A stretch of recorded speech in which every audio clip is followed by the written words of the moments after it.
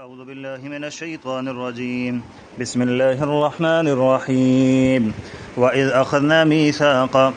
اور جب لیا ہم نے عہد بنی اسرائیل سے لا تعبدون الا اللہ کہ نہیں عبادت کرنی تم نے سوائے اللہ تعالیٰ کے وبالوالدین احسانا اور والدین کے ساتھ اچھا سلوک کرنا ہے وذی القربہ اور قریبی رشتہ داروں سے بھی والیتامی والمساکین یتیموں اور مساکین کے ساتھ بھی اچھا سلوک کرنا ہے وقولوا للناس حسنا اور اچھی بات کہو لوگوں کو واقیموا الصلاۃ اور نماز کو قائم کرو وآتوا الزکاۃ اور زکوٰۃ دیتے رہو ثم تولیتم پھر تم پھر گئے الا قلیلا منکم مگر تھوڑے سے تم میں سے وانتم معرضون اور تم اعراض کرنے والے ہو وَإِذْ أَخَذْنَا مِيثَاقَكُمْ اور جب ہم نے تم سے پختہ عہد لیا کس بات کا پختہ عہد تھا لَا تَسْفِكُونَ دِمَاءَكُمْ کہ تم اپنوں کے خون نہیں بہاؤ گے وَلَا تُخْرِجُونَ أَنفُسَكُمْ اور نہ اپنے جانوں کو نکالو گے مِن دِيَارِكُمْ اپنے گھروں سے ثُمَّ أَقْرَرْتُمْ پھر تم نے اقرار کیا یہاں انفسکم سے مراد دیکھیں ولا تخرجون انفسکم اور نہیں نکالو گے تم اپنی جانوں کو یعنی یہ کہ جو آپ کے رشتہ دار ہیں جو آپ کے اپنے ہیں ان کو نکالنا ایسے ہی ہے کہ جیسے خود کو نکالنا مطلب یہ کہ اس سے مرادی یہ کہ اپنوں کو نہ نکالو گے ثم اقررتم پھر تم نے اقرار کیا وانتم تشہدون اور تم اس پر گواہی دیتے ہو ثم انتم ہؤلاء پھر تم یہی تو ہو تقتلون انفسکم قتل کرتے ہو اپنی جانوں کو یعنی کہ اپنے لوگوں کو قتل کرتے ہو وَتُخْرِجُونَ فَرِيقًا مِّنكُم مِّن دِيَارِهِمْ اور نکالتے ہو ایک گروہ کو اپنے میں سے ان کے مِن دِيَارِهِمْ ان کے گھروں میں سے تَظَاهَرُونَ عَلَيْهِمْ تم ان پر غالب آتے ہو بِالْإِثْمِ وَالْعُدْوَانِ گناہ اور زیادتی کے ساتھ وَإِن يَأْتُوكُمْ أُسَارَىٰ اور اگر آئیں تمہارے پاس قیدی بن کر تُفَادُوهُمْ تو فدیہ دے کر ان کو چھڑا لیتے ہو وَهُوَ مُحَرَّمٌ عَلَيْكُمْ حالانکہ حرام تھا تم پر اخراجہم ان کو گھروں سے نکالنا افتؤمنون ببعض الکتاب کیا تم ایمان لاتے ہو کتاب کے بعض حصے پر وتکفرون ببعض اور انکار کرتے ہو بعض حصے کا فما جزاء پس نہیں ہے بدلہ من یفعل ذلک منکم جو کرتا ہے یہ کچھ کاروائی تم میں سے من یفعل جو کچھ یہ کرتا ہے ذلک منکم تم میں سے الا خزی فی الحیات الدنیا مگر رسوائی دنیا کی زندگی میں ہے ویوم القیامت یردون اور قیامت کے دن لوٹائے جائیں گے الی اشد العذاب سخت عذاب کی طرف وما اللہ بغافل اور اللہ تعالی غافل نہیں ہے عما تعملون ان کاموں سے جو تم کرتے ہو جی اولئک الذین یہ وہ لوگ ہیں اشتروا الحیات الدنیا بالآخرہ جنہوں نے خریدا دنیا کی زندگی کو آخرت کے بدلے میں فلا یخفف عنہم العذاب پس نہیں ہلکا کیا جائے گا ان سے عذاب ولا هم ینصرون اور نہ ان کی مدد کی جائے گی صدق اللہ العظیم دیکھیں جی یہاں پر پہلے سے بنی اسرائیل کی کچھ زیادتیاں تھیں خرابیاں تھیں ان کا ذکر چلا آ رہا ہے اس رکوع کے اندر بھی انہی کا تذکرہ اللہ رب العزت فرماتے ہیں وَإِذْ أَخَذْنَا مِيثَاقَ بَنِي إِسْرَائِيلَ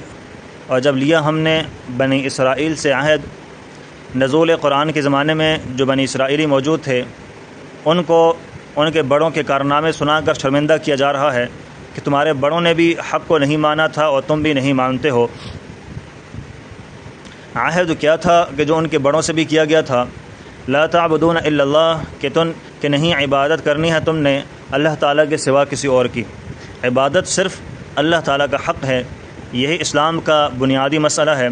اور جتنے بھی پیغمبر تشریف لائے ہیں انہوں نے پہلا سبق یہی دیا ہے کہ یا قوم اعبدوا اللہ ما لکم من الہ غیرہ کہ اے میری قوم عبادت اللہ تعالیٰ کی کرو اس کے سوا تمہارا کوئی معبود نہیں ہے کوئی حاجت روا نہیں ہے کوئی مشکل کشا کوئی فریاد رس نہیں ہے کوئی دستگیر نہیں ہے صرف اللہ تعالیٰ ہی ہے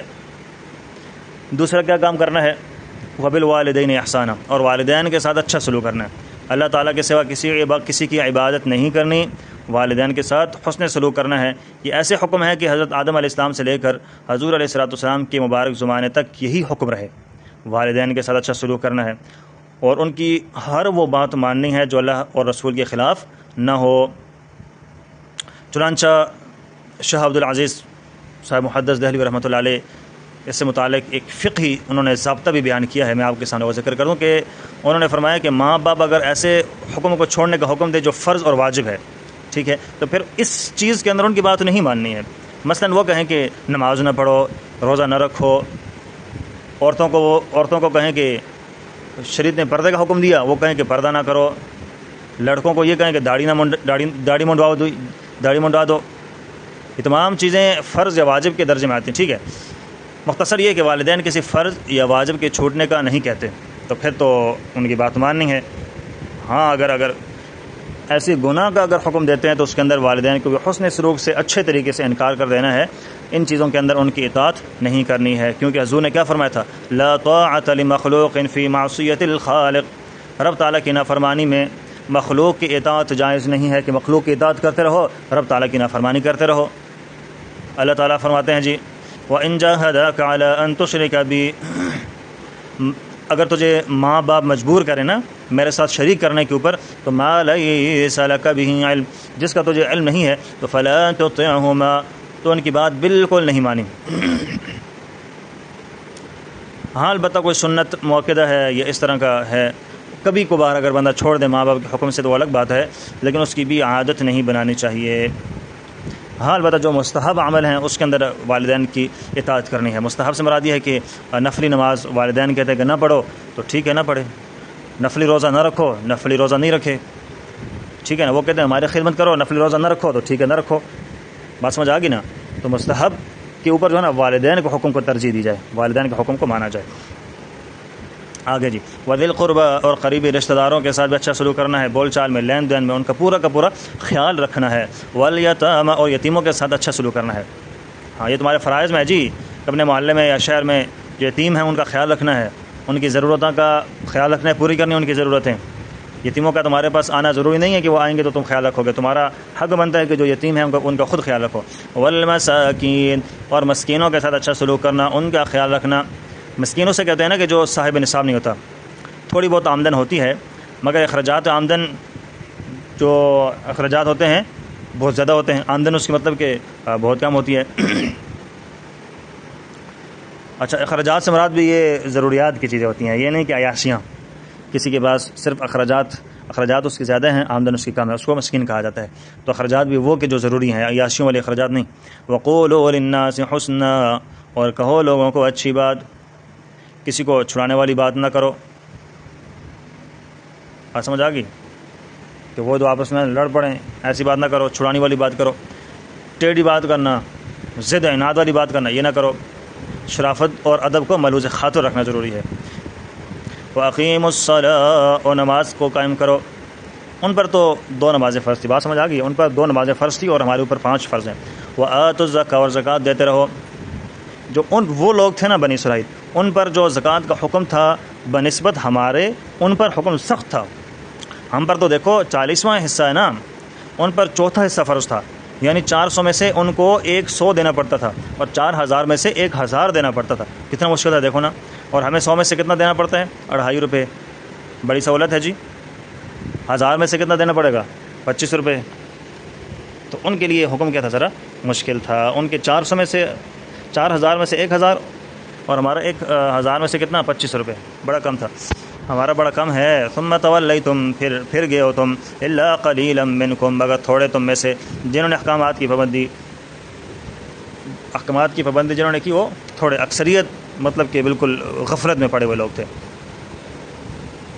وانتم معرضون، اور تم بھی ان چیزوں سے اعراض کرنے والے ہو۔ یہاں سے آگے بھی بنی اسرائیلیوں کا کچھ تذکرہ ہے۔ اللہ تعالی نے ان سے یہ 3 وعدے کیے تھے۔ پہلا وعدہ یہ لیا تھا کہ کسی کو ناحق قتل نہیں کرنا، جس طرح کہ آج کل چھوٹی چھوٹی معمولی باتوں پر قتل کر دیے جاتے ہیں، الیکشن پر قتل ہیں، لین دین کے معاملے میں قتل ہے، رشتے ناتوں پر قتل ہوتے ہیں۔ تو اس وقت بھی اس طرح کے معاملات ہوا کرتے تھے، تو اللہ نے پہلا وعدہ ان سے یہ کیا، وَإِذْ أَخَذْنَا مِيثَاقَكُمْ، اور جب ہم نے تم سے پختہ عہد لیا کہ اے بنی اسرائیلیو، لَا تَسْفِكُونَ دِمَاءَكُمْ، نہیں بہاؤ گے تم اپنے خون۔ برادری میں رشتہ داروں کو قتل کرنا تو اپنے خون ہوتا ہے نا، جیسے میں نے ترجمہ میں ذکر کیا تھا کہ برادری والوں کو، رشتہ داروں کو قتل کر دیا، مطلب اپنے آپ کو قتل کر دیا۔ حقوق العباد میں سے سب سے بڑا گناہ قتل ناحق ہے، اس لیے قیامت والے دن بندوں کے حقوق میں سے سب سے پہلے قتل کا مقدمہ دائر ہوگا۔ حقوق اللہ میں سے سب سے پہلے نماز کا سوال کیا جائے گا، وہ حقوق العباد ہے، یہ حقوق اللہ ہیں۔ لہذا اس چیز کو سامنے رکھ کر اپنی اصلاح کرو تاکہ اللہ تعالیٰ کے سامنے سرخرو ہو جائیں، حقوق اللہ میں بھی سرخرو ہو جائیں، نماز ایسے اہتمام سے پڑھو، اور حقوق العباد کے اندر بھی سرخرو ہو جائیں، لوگوں کے حق میں پکڑ بھی نہ ہو تو اس چیز کے اندر بھی اہتمام کرو۔ دنیا میں تو عدالتوں سے بچ جاتے ہیں لیکن آخرت میں نہیں بچ سکیں گے۔ اللہ تعالیٰ فرمائیں گے انظر کیف کذبوا علی انفسہم، جب وہاں پر جھوٹ بولے گا نا اپنے آپ کو بچانے کے لیے، تو اللہ فرمائے دیکھو اپنی جان بچانے کے لیے یہ کیسے اپنے اوپر جھوٹ بول رہا ہے، اصل واقعہ کچھ اور تھا اور اب جو ہے جھوٹ بول رہا ہے۔ وہ کہے گا واللہ ربنا ما کنا مشرکین، اللہ کی قسم ہم نے شرک نہیں کیا۔ اس وقت اللہ تعالیٰ فرمائے انظر کیف کذبوا علی انفسہم، جھوٹ بولتے ہو، دیکھو اس بندے کو ذرا، جب محفل جمی ہوئی ہو، سب لوگ بیٹھے ہوں اور استاد کو پتہ بھی ہو کہ، اور شاگردوں سب کو پتہ بھی ہو کہ جھوٹ بول رہا ہے، تو اس وقت کوئی اگر یہ کہے کہ میں فلاں کام کر رہا تھا، یہ نہیں کر رہا تھا، تو سب کے سامنے وہ دیکھو جھوٹ بول رہا ہے۔ ایسی کل قیامت والے دن بھی اللہ کی عدالت لگے گی، سارے کے سارے لوگ اکٹھے جمع ہوں گے، تو وہاں پر جو بندہ اپنے خلاف بولے گا،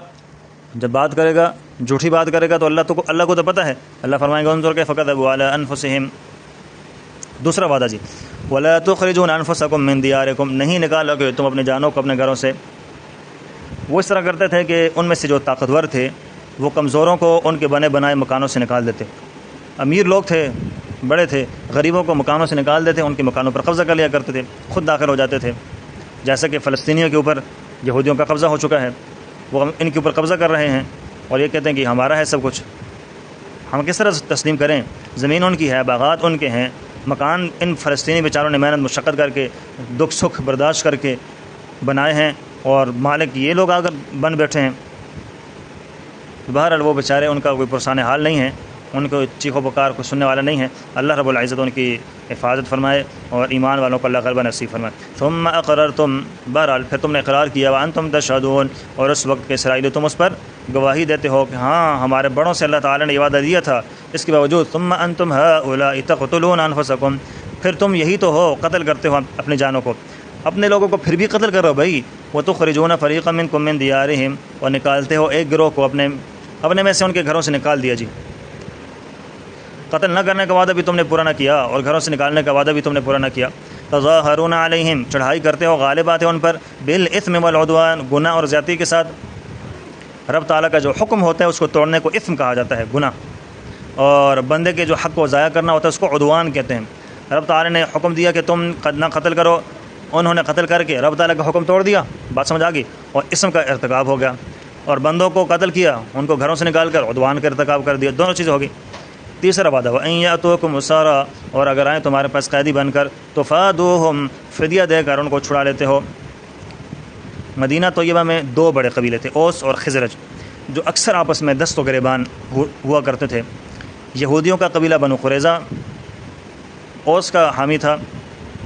اور بنو نذیر جو قبیلہ تھا یہ خزرج کے طرفدار تھے۔ ان کی آپس میں اکثر جنگیں ہوتی رہتی تھیں، جب ایک قبیلہ دوسرے پر غالب آ جاتا تو ان کو قتل بھی کرتے، گھروں سے بھی نکالتے، قیدی بھی بنا لیتے۔ اب ان کی برادری کے لوگ جب قیدی بن جاتے وہ ان سے اپنی زمینوں اور باغوں میں کام کرواتے، اور وقت پر صحیح معنی میں روٹی بھی نہیں دیتے تھے، تو پھر یہ چندہ اکٹھا کر کے ان کو رہا کرواتے،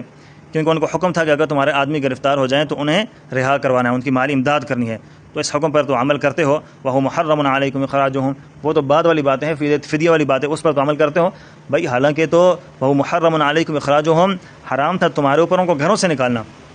اس حکم پر تو عمل نہیں کیا۔ پہلے دشمن کے ساتھ مل گئے، دشمن کے ساتھ مل کر اپنے لوگوں کو ان کے گھروں سے نکال دیا، ان کو قیدی بنوا دیا وہاں پر، پھر ان کو رہا کرنے کے لیے چندہ اکٹھا کرتے ہو، یہ کہتے ہو کہ ہمارے جو لوگ ہیں نا وہ قیدی بن گئے ہیں۔ بہرحال آگے اللہ کا حکم ہے فَتُؤْمِنُونَ بِبَعْضِ الْكِتَابِ، کیا تم ایمان لاتے ہو کتاب کے بعض حصے پر، وَتَكْفُرُونَ بِبَعْضٍ، اور انکار کرتے ہو بعض حصے کا، فَمَا جَزَاءُ، پس نہیں ہے بدلہ، مَن يَفْعَلُ ذَلِكَ مِنكُمْ، جو بھی یہ عمل کرے گا تم میں سے، إِلَّا خِزْيٌ فِي الْحَيَاةِ الدُّنْيَا، دنیا کے اندر اس کی رسوائی ہوگی، وَيَوْمَ الْقِيَامَةِ، اور قیامت کے دن، يُرَدُّونَ إِلَىٰ أَشَدِّ الْعَذَابِ، لوٹائے جائیں گے سخت عذاب کی طرف، سب سے کم درجے کا عذاب سب سے اوپر درجے والے لوگوں کو ہوگا، جس میں کلمہ پڑھنے والے گناہ گار لوگوں کو ڈالا جائے گا، لیکن اس آگ کی بھی دنیا کی آگ سے 69 گنا تیز آگ ہے، اللہ تعالیٰ اس ہلکے عذاب سے بھی ہم کو بچا کے رکھے۔ اور اس سے نیچے والے طبقے میں نصارہ ہوں گے، اس سے نیچے یہودی ہوں گے، اور منافقین سب سے نیچے والے درجے کے اندر ہوں گے۔ اللہ نے فرمایا ان المنافقین فی الدرک الاسفل من النار، 5ویں پارے میں ہے کہ جو منافقین ہوں گے جہنم کے سب سے نچلے درجے کے اندر ہوں گے۔ منافقت کا فتنہ سب سے زیادہ سخت ہے، وما اللہ بغافل عما تعملون، اور اللہ تعالیٰ غافل نہیں ہے ان کاموں سے جو تم کرتے ہو۔ اولئک الذین، وہ لوگ ہیں جی اشتروا الحیات الدنیا بالآخرہ، جنہوں نے خریدا دنیا کی زندگی کو آخرت کے بدلے میں۔ فلا یخفف عنہم العذاب، پس نہیں ہلکا کیا جائے گا ان سے عذاب، بلکہ دن بدن عذاب کے اندر اضافہ ہوتا جائے گا۔ تو فرمایا کیا جائے گا، فذوقوا فلن نزیدکم الا عذابا، کہ چکھو جی آج عذاب کو چکھو، نہیں کم کیا جائے گا، کسی قسم کا عذاب اب ہم آپ سے کم نہیں کریں گا، روز بروز یہ عذاب ہمیشہ بڑھتا ہی رہے گا۔ ولا هم ینصرون، اور نہ ان کی مدد کی جائے گی۔ تو اللہ سے دعا کریں کہ اللہ ہمیں ایمان کی دولت سے نوازا ہے، اب ہمیں اللہ اخلاص نصیب فرمائے، اس ایمان کے اوپر ہمیشہ قائم دائم رہنے کی توفیق عطا فرمائے، نافرمانیوں سے اللہ ہم سب کو محفوظ فرما دے۔